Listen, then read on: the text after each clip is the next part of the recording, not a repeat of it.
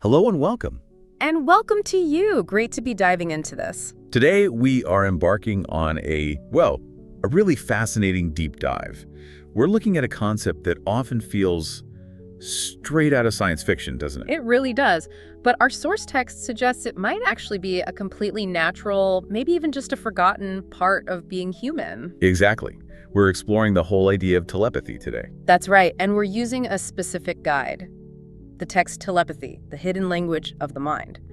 Our goal is to unpack what this source says telepathy is, look at its ideas on how it might work. And this is the exciting part. Yeah. We're actually going to walk you through a practice that's outlined right there in the text so you can, try exploring it for yourself. So get ready to think beyond just words and voice. The potential here, according to the source, is tapping into the hidden intelligence of your mind. Let's get into it. Let's do it. So first off, this text defines telepathy, not as some kind of superpower, right? Yeah. More like a fundamental ability. Exactly. A natural ability that, most of us just haven't been trained to use or maybe have forgotten how. The source describes it as the direct transmission of information. From one mind to another. Precisely. And crucially, this happens without any of the usual methods. No words, no talking, no physical signals at all. So it's like sending a message made of what? Pure thought. Pure thought, yes, or emotion, or even an image. The idea is that it communicates through energy and consciousness itself. Okay, and the source brings up this really interesting idea of an invisible network. What's that about? Yeah, this is pretty central to how the text explains it. It basically proposes that underneath all our normal everyday interactions, there's this deeper invisible network. Like a web? Kind of like a web, yeah. A web of thoughts and energy connecting potentially every mind. And it exists on energetic frequencies. The analogy used is radio waves. They're all around us, but invisible. So it's like you have to tune in, like finding the right radio station. Yeah, that's exactly the analogy. The source suggests that in our usual state of, mental chaos, all the noise, the constant distractions, the busy thoughts. Which is most of the time for many of us. Right.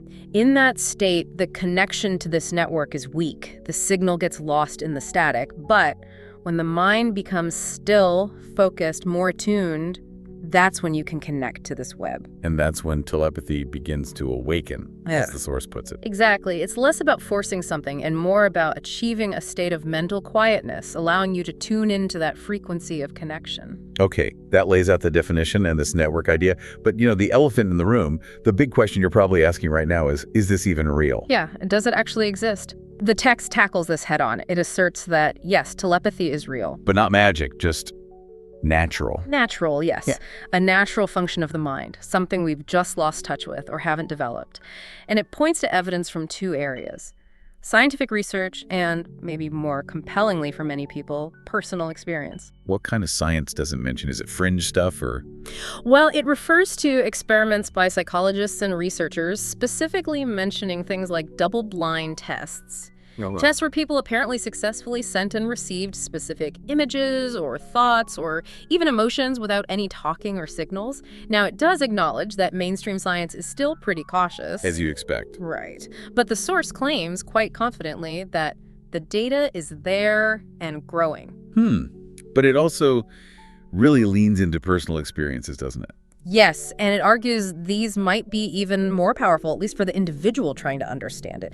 The book asks you to think about those times you just knew someone was thinking about you, and then boom, they call or text. Or you both say the same weird thing at the exact same time. Exactly, those moments.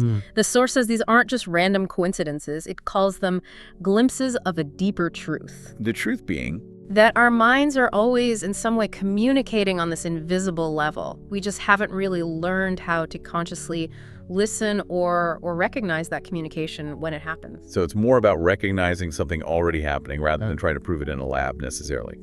Okay, so if we accept the premise for a moment, how does the source explain the mechanics? How does a mind send and another receive these subtle messages? It uses a really great analogy, actually. It says your mind isn't just a factory churning out thoughts, it's also a powerful antenna. An antenna. Okay. And every single thought, every feeling carries its own unique energy frequency. So when you concentrate really deeply on a specific thought or message you intend to send, you're broadcasting You're it. essentially broadcasting it. Yes, sending it out into this energetic field, this invisible network we talked about. And what about receiving? How does that work? Well, For receiving, the other person needs to be attuned. The text uses the comparison of Wi-Fi or Bluetooth. Both devices need to be on and synced up. Makes sense. So, if the other person's mind happens to be calm, open, and sort of on the same wavelength, maybe because you have a strong emotional connection or they're just in a quiet, receptive state, they are capable of picking up that broadcast thought. And the source mentions focus and clarity on the sender's part. Absolutely. It really emphasizes that the strength and clarity of the signal you send are directly related to your own level of focus and, importantly, your emotional clarity when you're sending it. Fuzzy intention, fuzzy signal, basically. Right. Okay. This is where it gets really practical and, frankly, quite exciting. Because this source text doesn't just theorize. No, it gives you something to do. Exactly. It provides a practical step-by-step exercise to actually try and experience this for yourself. And it promises, you don't need special powers, just intention, focus, and some quiet time. This is the core practice it presents. It's specifically designed to help you consciously engage with this potential connection. So let's walk everyone through the 5 steps outlined in the book. Step 1 is prepare your environment and mind. What does the source suggest here? Okay, first things first. Find a quiet place. Somewhere you genuinely won't be disturbed. Silence is really emphasized as key. Dim lighting, maybe? Dim lighting or even candlelight is recommended, helps with focus. And interestingly, the source optionally suggests playing soft background music at specific frequencies, 432 Hz or 528 Hz. Why those frequencies? It claims they promote mental clarity and sort of heart resonance. Whether you use music or not, definitely turn off your phone, no distractions. Set aside maybe 15 to 20 minutes for this. Got it. And then preparing the mind and body itself. Right. Sit or lie down comfortably, whatever works for you. Close your eyes, and then focus on your breath. The source recommends a specific breathing pattern to help calm the mind. Okay, what is it?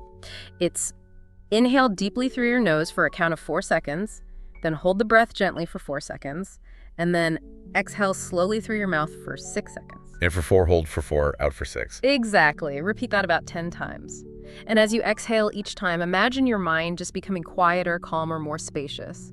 Let the thoughts drift by. What's the goal state here? The goal, according to the source, is to enter what's known as the alpha brainwave state.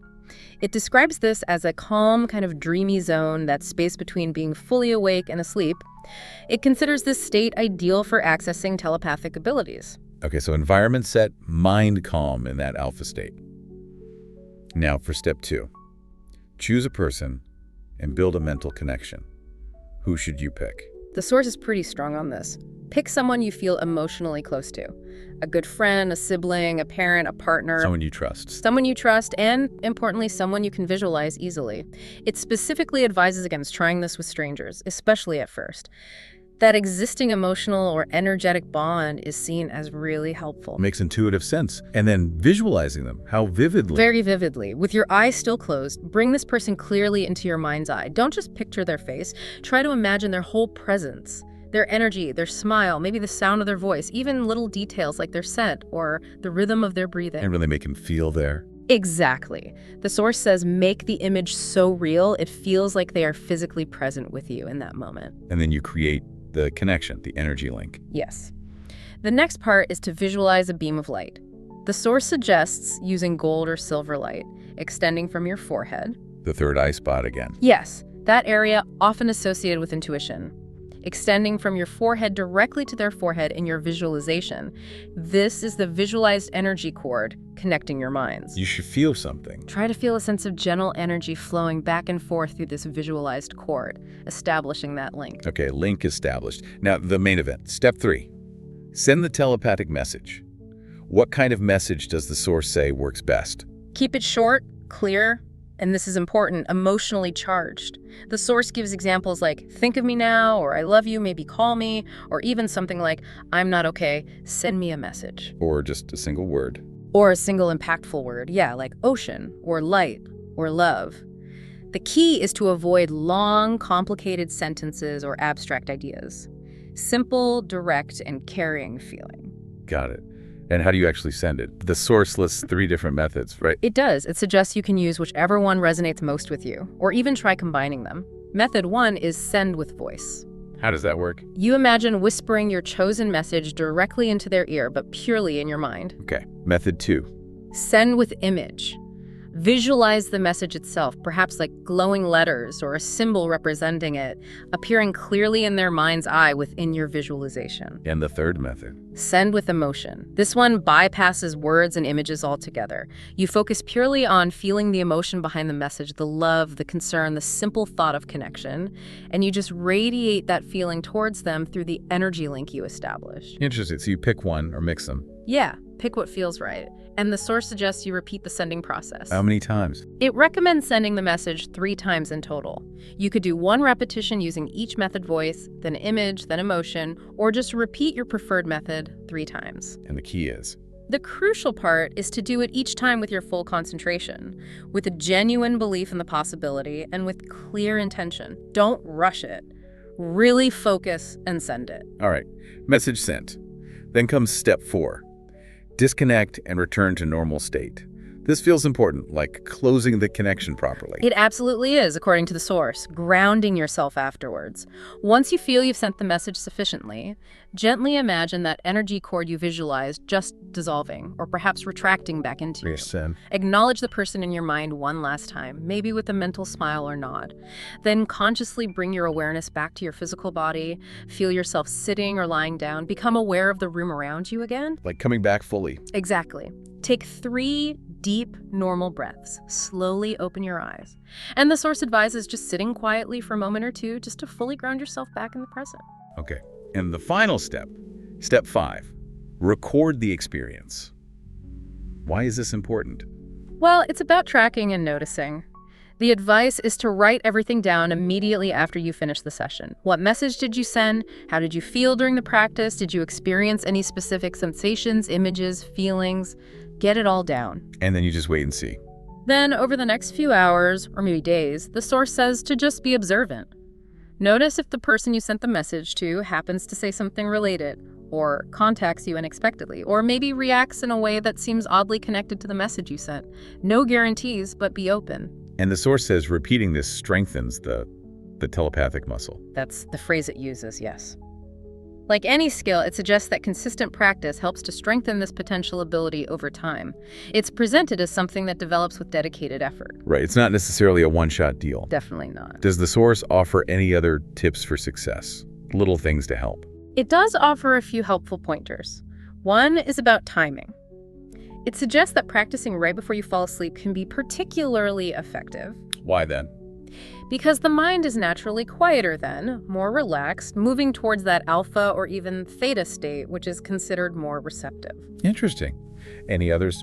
Drink water beforehand? I think I read that. Yes, that's a curious little tip in there. It mentions that being well hydrated might improve energetic flow, which it sees as part of this whole process. It doesn't hurt, I suppose. Sure. And as we mentioned, starting with people you're already close to emotionally and using messages that genuinely have some emotional weight for you tends to be more effective, especially when you're starting out. And managing expectations is crucial, right?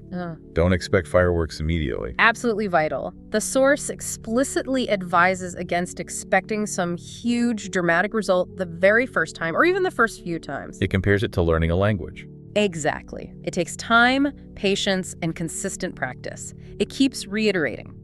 This isn't presented as supernatural, but as a natural human ability that's perhaps dormant or forgotten. And the most important tip seems to be perseverance. Yes. Crucially, it says even if you feel absolutely nothing the first time or things don't seem to work out as you hoped, don't give up. The source really stresses that consistent practice, coupled with belief in the possibility and maintaining that clear intention, is what gradually opens the pathway. So, pulling this all together, what does the source suggest this practice and the idea of telepathy itself really means in the bigger picture? What's the takeaway? Well, it frames telepathy not just as, a neat party trick or a communication tool, but as something deeper. A silent, potentially powerful force, a hidden link between minds. So engaging in the practice isn't just about sending a thought. According to the text, no. It's fundamentally about rediscovering a deeper layer of awareness within yourself. It's about reconnecting with your own intuitive intelligence, that gut feeling or inner knowing. And perhaps remembering on a more visceral level just how much more connected we might be to each other than our everyday senses usually let on. It calls it the mind's forgotten language. That's quite evocative. It is, isn't it? And the text suggests that by cultivating that inner calmness, by learning to focus your attention, by using your imagination consciously, and by setting clear intention, you can begin to explore your mind's untapped potential. Which could lead to? Well, the implication is that this could help build deeper, more resonant relationships. Maybe experience a level of human connection that goes beyond the limits of just physical communication. If you feel like you're searching for something more, something deeper than words alone can convey, this source basically extends an invitation. Try this. See for yourself. Our source seems to wrap up by suggesting telepathy could be, maybe, a kind of missing link. A bridge between our internal world of thoughts and the external world, including the minds of others. Exactly. It even encourages you to perhaps share this idea with someone you trust, someone close to you, and maybe even try the exercise together as both sender and receiver and compare notes. See what happens. Definitely write down your experiences if you do try this. Be open to surprises, even small synchronicities. The source implies that the more you practice, the more your mind evolves, becomes more attuned. Right. And it leaves us with a really beautiful final thought, suggesting that ultimately love, perhaps meaning connection and positive intention and belief in yourself, are the most important keys to unlocking what it terms the magic within this potential. Well, thank you for joining us on this really intriguing deep dive into what the source calls the hidden language of the mind. It's been fascinating to explore. Stay curious, stay connected, and truly take care of that amazing, beautiful mind of yours. Goodbye for now.